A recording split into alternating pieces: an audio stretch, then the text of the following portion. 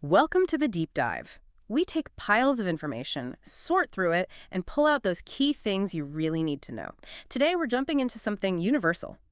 Relationships. They shape us, they're complex, and, well, sometimes talking about them in English feels surprisingly difficult. It really can be. Relationships, from that first romantic spark Oh. to friendships, family, even colleagues, Yeah. they're just fundamental. So our mission today is to give you the English you need, the words, the phrases, but also, the deeper insights to help you navigate these connections and really express what you mean. Yeah, and we've gathered some great stuff for this deep dive. Practical English lessons, actual conversation transcripts, how people really talk, and even expert tips on healthy relationships. So the idea is you'll get well-informed quickly. Okay, let's get started. Right. So let's zoom in first on that sort of thrilling start. Meeting someone, the beginning of a potential romance. We've all felt that, right? That little flutter. You might say something simple like, I met him at a work do. Which is just a casual way of saying a work party or event. Yeah. Or if you felt that connection, I fancied him quite a lot. That's a common British English phrase. And if it went well, that great feeling, we really hit it off. Meaning you just clicked, understood each other right away. Exactly. And there are so many ways to talk about that initial attraction, aren't there? Like, I think he's cute, or I have a crush on her. Oh, yeah. Or just, she's my crush. Right. Or for something a bit stronger, maybe I got the hots for her. Mhm. A bit informal, that one. Or just saying, someone's really good looking. He's a real looker. Or she's a real looker. Okay, so you feel that spark.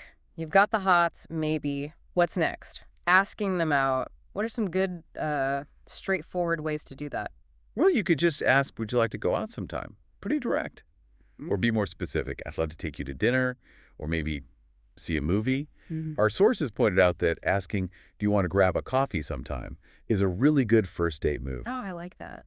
Casual, less pressure. Exactly. Lower commitment if it doesn't work out. Or just generally, let's do something fun together. Keep it open. Okay, so coffee happens or dinner, things are moving along, you're in those early dating stages.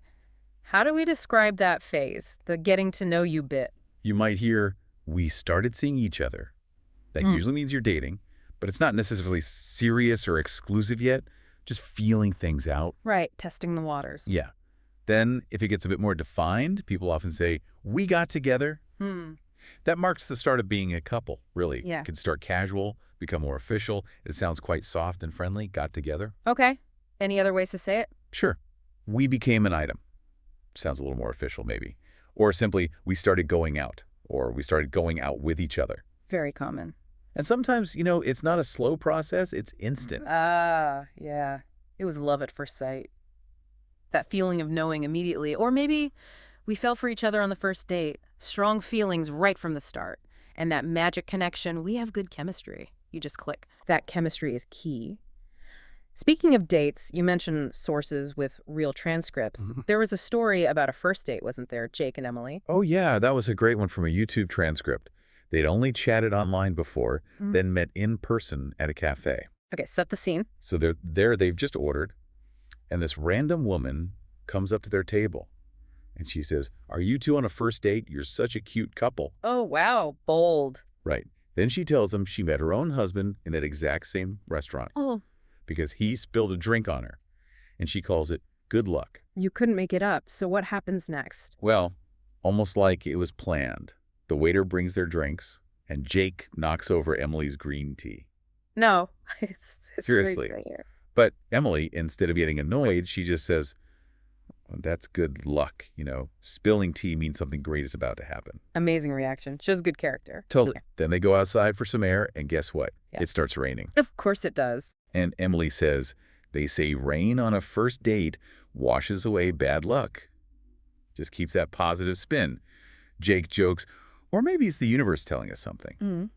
Then another stranger nearby offers him a blanket and says, remember, the best couples are the ones who survive the messiest first dates. Wow. That's quite a first date story. It really shows how humor and maybe a bit of chaos can actually bring people together, yeah. See how you handle things. Absolutely. Rolling with the punches. Yeah. It also leads into practical stuff, like how you talk about the relationship, describing the status. We're just friends, clearly platonic. Right. No romance there. Then we're dating. That means romantic involvement. If it's serious and exclusive, we're in a committed relationship. Hmm. Or if you're taking your time, not rushing, we're taking it slow. And what about feelings? That's a big step. How do people usually express those? Well, it's often a progression, isn't it? You might start with, I really like you. Simple, honest. If it gets deeper, maybe you mean a lot to me. Shows they're important. Yeah. Then as romance really grows, I'm falling for you, which is like, I'm falling in love with you. That step before the big one. Exactly. And then the ultimate, I love you.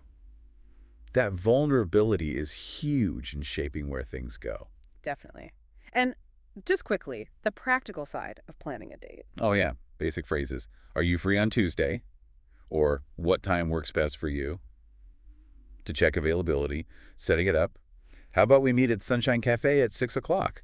Or offering transport. I can pick you up. And you might need to ask about things like food preferences. Yeah, absolutely. Dietary restrictions, someone might say, I'm a vegetarian, or I'm vegan, or mention allergies, or checking if you need reservations if the place is popular. And one thing the sources mentioned, especially important maybe if you're dating someone from a different background. Ah, yes, cultural differences. Hmm. The advice was really to maybe do a little research on dating norms, communicate openly if you're unsure, and just be flexible. Being sensitive about expectations can prevent a lot of misunderstanding early on. Good point. Okay, so you've navigated the meeting, the early dates.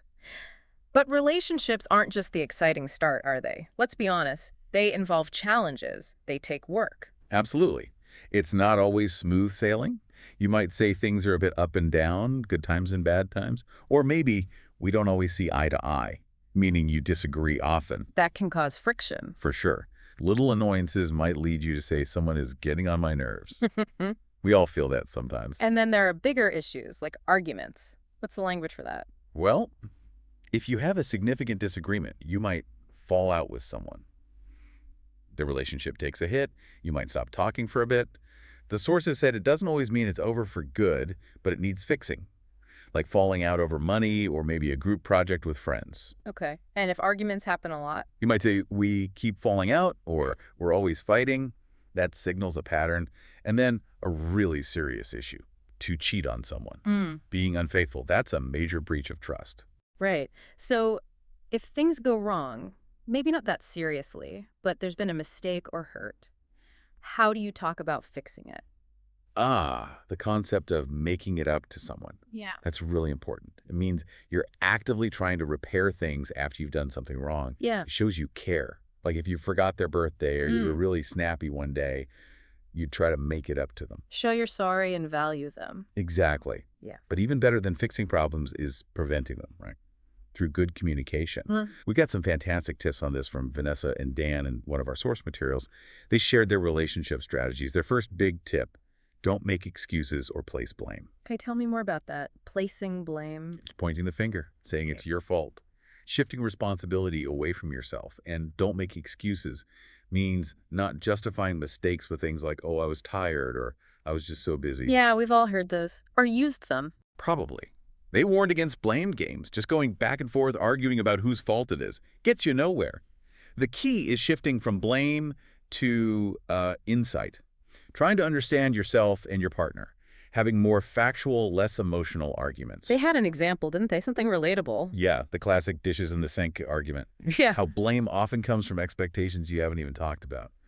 Their strategy. Pick your battles. Don't fight about every single tiny thing. Choose what's really important. That sounds much healthier than constant nagging. Nobody likes nagging. Right. But a very practical tip for when you are angry. Take a deep breath before you speak. Just pause. Avoid saying those really mean things that you regret later, things that can build up resentment over time.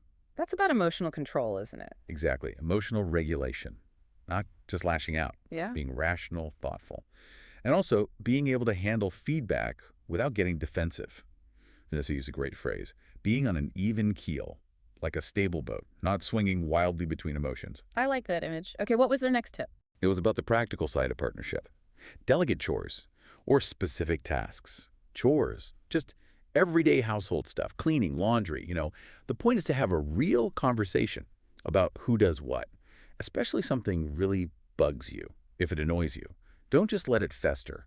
So talk about it. Decide together. Yeah, to delegate means figuring out who does which task. Yeah. Ideally, you do it together. We're delegating together. They acknowledge that, situations differ. If one person works from home, maybe they do more chores. If both work outside the home, it needs careful balancing. Makes sense. But the core principle, again, is good communication. Yeah. They stressed, do not expect your partner to read your mind. You have to be clear. Be clear and straightforward. Don't beat around the bush, which means hinting or talking indirectly. Just say what needs doing or what's bothering you. Straight talk. Okay, tip number 3 from Vanessa and Dan. This one's maybe easy to forget, but so important. Have fun together.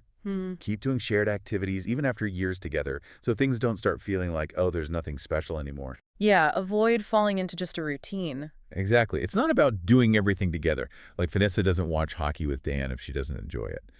But finding some things you both genuinely like doing. Like what? Do they give examples? Yeah, things like hiking, cooking together, playing board games, Monopolies or Settlers of Catan, those kinds of Tough games. Right. Yeah. Or disc golf, running, traveling, even just listening to music together. Yeah. The idea is to counteract this sort of serious demeanor that can take over with jobs, bills, kids, dishes. You need to intentionally bring fun back into the relationship. That's crucial. Life gets serious enough on its own. Okay, so communicate, delegate, have fun. Anything else? Yes, one more key habit, check in regularly. To check in means setting aside specific time to talk about how things are going, important stuff, both emotionally, like how are we doing, and practically what's coming up. Like a relationship meeting. Sort of, yeah. They gave their own example. They have Sunday meetings while they're baby naps. They start by each saying 2 things we appreciate about each other from the past week, specific and positive. Oh, that's nice. Starts things off well. Yeah. Then they rank our week, like on a scale of 1 to 5, and talk about why they gave that score. They go over the week, then they look ahead, plan the next week, figure out how to work together. Very organized. Did they mention practical things like money? That's often a tricky area. They did. Crucially, about once a month, they sit down with an Excel spreadsheet and track their budget. They've been doing it for years. They look at the numbers together. This helps them avoid money fights because they're always on the same page. Ah, the same page. Meaning they agree, they have a shared understanding. That's a great goal. Definitely. And Dan's overarching point really was that doing the work to make sure you're a good fit right at the beginning makes all these later challenges easier to handle. Know who you're partnering with. And they suggested a good phrase for bringing up serious topics. When you have a moment, can we talk about something really important? It signals this needs focus. That's respectful. Okay, we've talked a lot about romantic relationships, but relationships is broader than that, isn't it? Friends, family, colleagues. Absolutely. It's vital to remember that. English has ways to talk about all these connections too. Think about friendships. There are levels, right? You usually have a best friend. That person you trust with everything. Exactly. Like Tiffany mentioned her high school friend Jen, or his university friend in Canada, deep bond.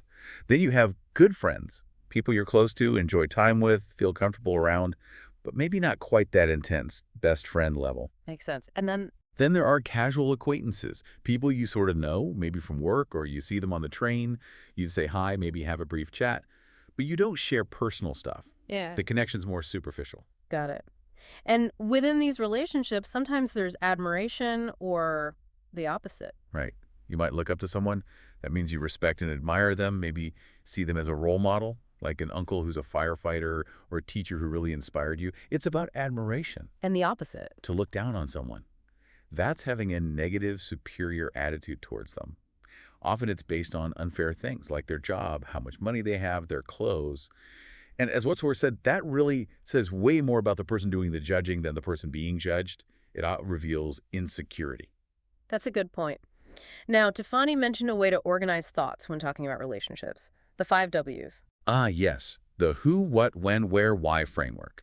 Simple, but really effective. It helps you structure your thoughts, especially if things are emotional.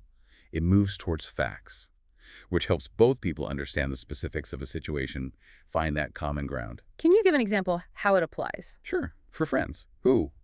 College friends. What? Acting in a drama group. When? Sophomore, junior, senior years. Where? Churches, schools. Why? To spread God's word in an engaging way. See? It builds a clear picture. Okay, I see. What about family? Parent-child example. Who? A friend and his son. What? Reading together. When? Every evening. Where? Family room, their favorite spot. Why? To build a strong bond. Tiffany noted he makes a point to do it despite having a ton of responsibility. Shows intention. And work colleagues. Yep. Who? Coworkers, what? Discussing teaching schedules, when, every 2 months, where, staff room, why? To decide teaching levels that worked best for everyone. Just brings clarity, whatever the relationship type. That's really useful. Tiffany also shared a personal story, didn't she? About a roommate. She did. A vivid one about living with someone who later became a close friend, but it started rocky. Tiffany's an early bird, wakes up super early, like 4 a.m., and she was quietly cooking breakfast around 6 or 7 a.m., Okay. assuming her roommate was also awake. But then the roommate comes out, gives her this intense glare, says nothing, walks out and slams the door. Ouch. Awkward. Totally. And Tiffany didn't know why until later a coworker told her the roommate was pretty mad because she thought Tiffany was being too loud and had woken her up. The key thing Tiffany stressed was, the roommate didn't tell me how she really felt about that day, directly at the time. So it comes back to communication again. Or lack of it. Exactly. That need for directness, even when it feels uncomfortable, to stop misunderstandings from festering. Right. Now, inevitably, some relationships do end, and English has ways to talk about that too, for clarity and hopefully closure. Yes, it does. For romantic relationships ending, you'll hear simple things like, it's over, or we stopped seeing each other, we broke up, or we split up. Those are very common. Broke up and split up seem pretty standard. They are. A bit more formally, maybe, we decided to go our separate ways. And if one person initiated the end, you might hear, he dumped me. Or the slightly softer, maybe more British, he finished with me. Okay. And after the breakup, life moves on.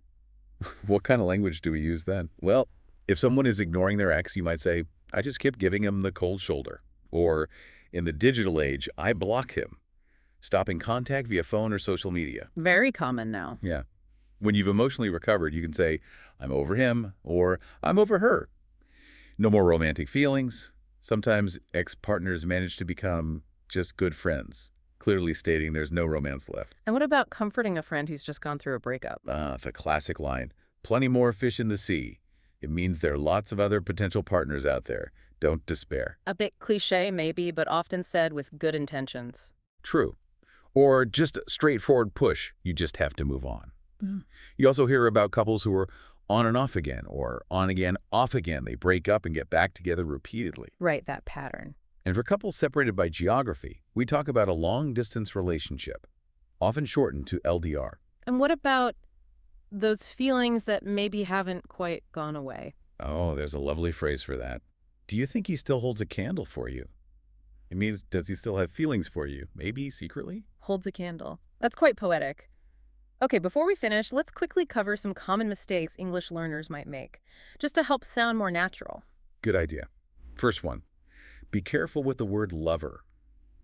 In English, lover often suggests a sexual relationship, sometimes even a secret or illicit one, like an affair. It's generally not used just to mean boyfriend or girlfriend. Right, so using it casually could sound awkward or imply something you don't mean. Exactly. Big potential for misunderstanding there. Another one is saying make a boyfriend or make a girlfriend. Yeah, that sounds like you're building one in a lab. Right. It just sounds wrong to native speakers. We say find a boyfriend or get a girlfriend. It's about collocations, words that naturally go together in English. We find or get partners. We don't make them. Okay, find or get. Got it. Any others? One more. Mixing up meeting and date. A meeting in English usually means something for work or business, like a team meeting, a client meeting. Formal, professional. Generally, yes. A romantic encounter is a date. So if you tell an English speaker, I have a meeting tonight, they'll assume it's work-related, not that you're going out with someone romantically. Call it a date. Date for romance, meeting for business. Simple but important distinction. Definitely helps avoid confusion. Okay, so there we have it. We've really journeyed through the landscape of relationships in English today. From that initial spark, meeting, dating, through the ups and downs, the challenges. Looking at conflict, repair, communication strategies like avoiding blame, delegating, having fun, checking in. And broadening out to friends, family, colleagues, using tools like the 5 Ws. Right through to endings, moving on, and even those common language pitfalls to avoid. We covered a lot of ground and hopefully gave you lots of useful language and insights. So thinking about all this, here's a final thought for you. We talked about that phrase on the same page, being in agreement, having a shared understanding as a kind of goal in relationships. Given everything we've discussed today, all the new words, the strategies, What's one specific area where you feel you can now maybe get on the same page with someone important in your life this week? Maybe it's using a new phrase you learned or trying out one of those check-in ideas. Just something small, one step. What could that be for you? Definitely something to think about. We'll catch you on the next deep dive.